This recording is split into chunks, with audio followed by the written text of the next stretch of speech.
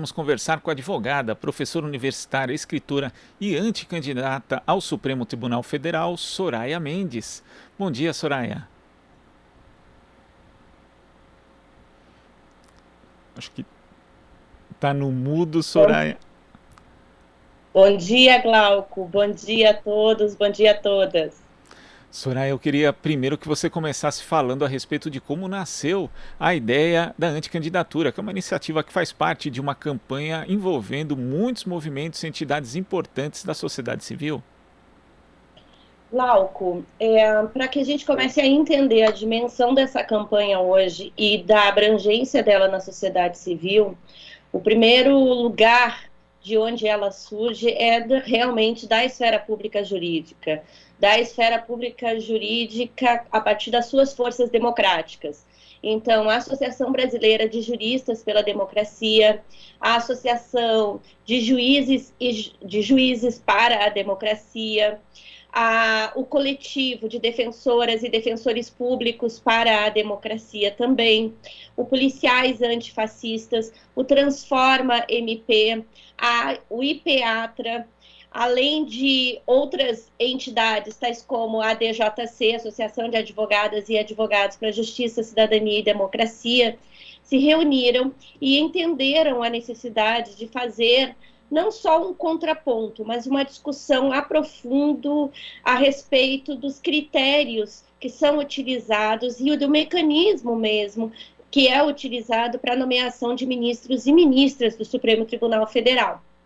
A partir daí, nós tivemos um acréscimo de praticamente toda a sociedade civil a partir das suas representações, porque hoje são mais de 130 entidades, organizações, movimentos, alguns deles históricos na luta democrática no nosso país, tal como a UNE, tal como a Associação Brasileira de Imprensa, tal como o Movimento Negro Unificado, além de outras organizações que vieram no ensejo da luta democrática, da luta pela construção da democracia após 1988, como, por exemplo, a BGLT, o coletivo de discussão a respeito dos direitos e participação das mulheres. Nós tivemos, portanto, uma construção que é uma construção que congrega desde organizações já de muito tempo na discussão democrática, pela reabertura democrática, mas também tivemos a adesão de entidades tais como a PIB, a Articulação dos Povos Indígenas do Brasil, a Coordenação Nacional de Comunidades Quilombolas, ou seja, nós tivemos a oportunidade de agregar nessa campanha uma discussão, agregar nesta campanha entidades, movimentos, organizações que dão ensejo a uma discussão muito ampla na sociedade a respeito da necessidade de se discutir profundamente uma nomeação ao cargo de ministra do Supremo Tribunal Federal. Agora, Soraya, em relação justamente a esses critérios de escolha para ministros do Supremo Tribunal Federal, o modelo brasileiro ele é inspirado no modelo dos Estados Unidos, em que o presidente faz a indicação, o Senado ratifica ou não, que na prática vira um processo meramente formal, porque a última vez que o Senado brasileiro, por exemplo, rejeitou uma escolha foi no governo de Floriano Peixoto. É necessário repensar a forma de escolha ou a questão relativa a isso é algo extemporâneo, mais relacionado a um chefe de Estado, no caso Jair Bolsonaro, que não respeita os requisitos básicos elencados na Constituição para indicações ao STF? Não, é necessário sim repensar, Glauco. Essa anticandidatura, as anticandidaturas, historicamente, são instrumentos de protesto, são instrumentos utilizados para os fins de marcar a inconformidade em períodos em que se mostra a ascensão do arbítrio ou a existência propriamente do arbítrio, né? Uma das anticandidaturas mais emblemáticas que a história brasileira registrou foi a do próprio já falecido deputado Ulisses Guimarães, em 1973. Agora, por um outro lado, este momento específico, além de marcar o lugar do protesto, o lugar da contrariedade, a tentativa de destruição das próprias instituições democráticas, e dentre elas, de uma forma preponderante, está o Supremo Tribunal Federal, porque está na pauta do dia, normalmente, dos ataques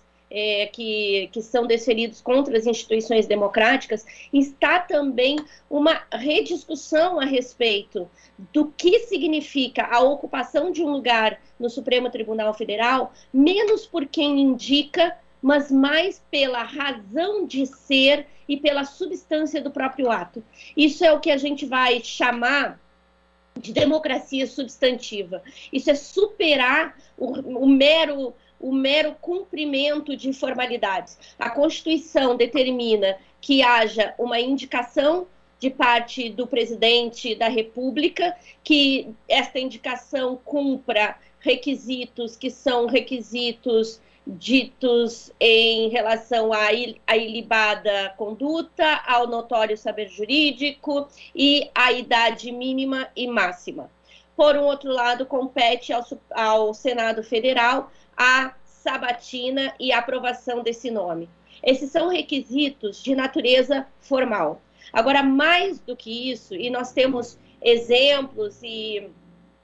que já são bem interessantes para nós, até porque são muito próximos, tal como em 2003 o decreto na Argentina, a partir de uma outra concepção democrática, que é uma concepção democrática, como eu dizia, substancial, que traz um debate a partir, sim, das referências da própria sociedade. Ou seja, uma construção que possibilite a sociedade civil participar e que possibilite que esta pessoa que vá ocupar um cargo em um órgão máximo do Poder Judiciário seja alguém que cumpra os requisitos formais, mas que esteja devidamente avalizada pelas forças democráticas na medida em que se compromete com a ordem democrática e com o Estado democrático de direito. Então, isso é uma reformulação ou uma forma de fazer que impõe, sim, uma modificação na nossa cultura jurídica, na maneira como nós percebemos a importância de um lugar como esse, que é o Supremo Tribunal Federal. Agora, em relação justamente a essa falta de conexão com a sociedade, nós temos hoje a composição do Supremo Tribunal Federal, tem a presença de mulheres, mas em minoria. A primeira ministra, nós só fomos ter ali no final do ano 2000, a ex-ministra Ellen Grace, e, por exemplo, hoje não temos negros no Supremo Tribunal Federal. Como é que você vê essa falta de representatividade, não só ali na Suprema Corte, mas também em diversos tribunais pelo Brasil, onde a gente vê uma composição bastante similar, onde predominam os homens brancos, inclusive a maioria já em idade avançada?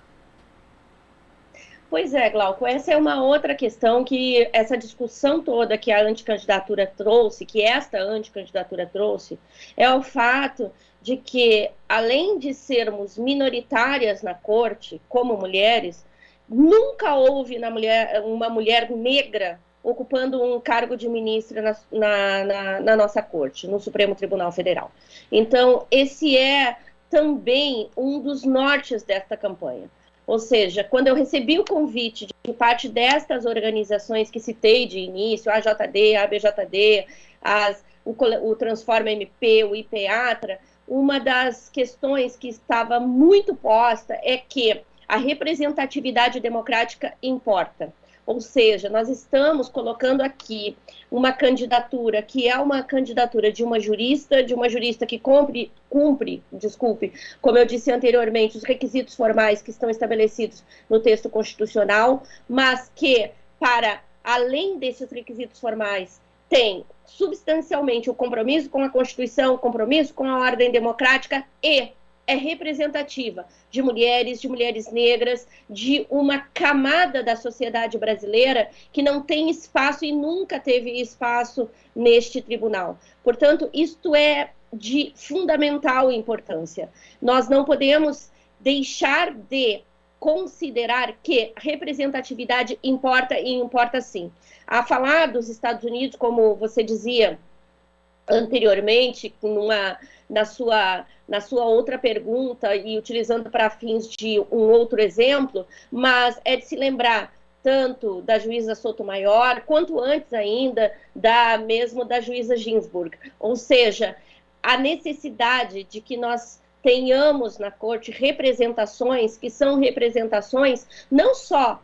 físicas, fenotípicas, mas que são representações de epistemologias, de compreensões do direito que surgem a partir dos discursos que foram historicamente colocados à margem. E com isso, como cientista, afirmo que não estamos colocando posições que sejam particulares ou que sejam tendentes a responder somente demandas identitárias, mas estamos dizendo que isso inaugura no direito verdadeiramente a base do pluralismo, verdadeiramente a base das discussões que surgem nas diversas esferas públicas, da esfera pública LGBTIQIA+, da esfera pública do movimento feminista, da esfera pública dos movimentos negros, da esfera pública dos povos indígenas, ou seja, isso inaugura formas de fazer e compreender o direito que são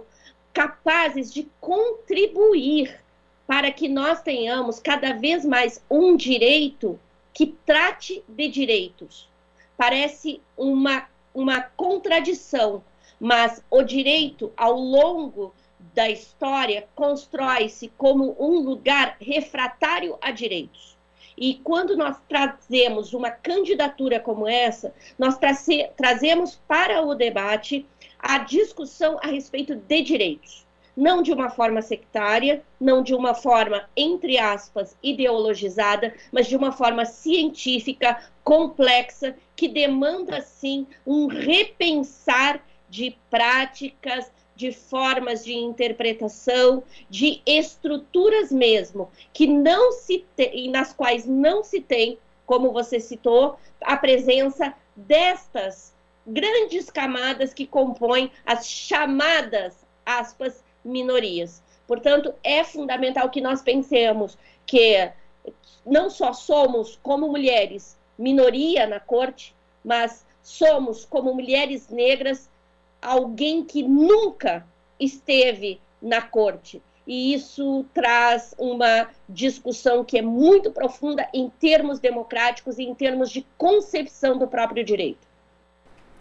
Existe esse reflexo da falta de representatividade e também tem reflexos na outra ponta, Soraya, porque quando a gente vê, por exemplo, a questão penal no nosso sistema de justiça, e aí indo desde a polícia, passando pelo Ministério Público e chegando no próprio judiciário, existe uma seletividade muito grande. A justiça na área penal só alcança, na prática, pretos e pobres que acabam sendo encarcerados no Brasil, gerando o que a gente tem hoje, a terceira maior população carcerária do mundo. Como resolver esse problema da seletividade da nossa justiça penal e dessa própria cultura que existe de encarceramento no Brasil, Soraya? Bem, agora você chamou uma discussão que está muito dentro da minha seara de discussão, como criminóloga que sou, como jurista que lida com as ciências criminais e muito especialmente a dogmática penal. Esse tema é um tema muito caro para mim. E todas as colocações que você fez são as colocações de base para uma nova compreensão do funcionamento mesmo do sistema de justiça. Ou seja, nós precisamos de uma reformulação geral em termos de política criminal. Nós precisamos disso, nós precisamos compreender tudo o que você acabou de colocar, ou seja, a existência da seletividade, a existência de processos de criminalização primária que vem do próprio parlamento com a marca já da seletividade, de processos de criminalização secundária, das quais o Poder Judiciário é partícipe, sim, por uma cultura jurídica impulsionada, claro, por uma cultura maior de segregação, de perseguição a grupos específicos e notadamente pretos pobres, no nosso país. Nós temos uma população carcerária, como você disse, que se coloca num ranking mundial em terceiro lugar, mas também é importante que se diga que esta população carcerária imensa é de pretos e pobres, e estes dados não são dados que surgem da vontade ou da disposição ideológica de quem quer que seja, são dados concretos, são números que mostram que a população carcerária de homens é de homens pretos, pardos, semi-alfabetizados, entre 18 e 24 anos, e que tem, na sua maioria, condenações ou que ainda estão em cumprimento de prisão provisória, especialmente da prisão preventiva, por crimes contra o patrimônio e por tráfico de drogas. E que, no caso das mulheres, além de pretas, pobres, também semi-alfabetizadas, também nesta faixa entre 18 e 24 anos, são mães de mais de 2 filhos e, neste caso, de uma forma maciça, encarcerada pela política de drogas existente no nosso país. 70% da população carcerária feminina está, destas mães de mais de 2 filhos, muitas mães adolescentes, uma população marcada pela criminalização, pelo tráfico de drogas. Então, como resolver necessita, obviamente, de uma concertação, de uma discussão ampla que envolva legislativo, executivo e judiciário. Mas, da parte do judiciário, com certeza, o que nos falta é pensar, como atores e atrizes do sistema de justiça criminal, qual é a nossa responsabilidade em relação a este processo como um todo, na medida em que, agora sim, de parte do Supremo Tribunal Federal, já foram traçadas linhas que determinam a necessidade de diminuição desta população carcerária, ainda que de forma inicial, como, por exemplo, o Instituto, com a utilização, por exemplo, do Instituto da Audiência de Custódia e de outros mecanismos que sejam descarcerizadores. Então, me parece que precisamos, todos e todas, no âmbito do sistema de justiça, estarmos comprometidos com instrumentos que sejam descarcerizadores, mas que sejam descarcerizadores não de uma forma também a violar direitos e garantias fundamentais. Mas essa já é uma outra história, abriria aqui com certeza uma outra entrevista com muitas outras perguntas que talvez você quisesse fazer a respeito disso.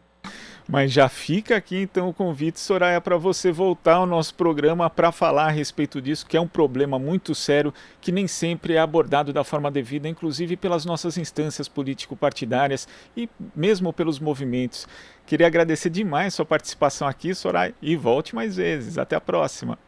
Até a próxima. Muito obrigada a você, muito obrigada a todos, todas e todes que nos acompanharam nessa manhã. A gente que agradece. Conversamos aqui com a advogada, professora universitária, escritora e anticandidata ao STF, Soraya Mendes. Aqui você ouve as notícias que os outros não dão. Jornal Brasil Atual.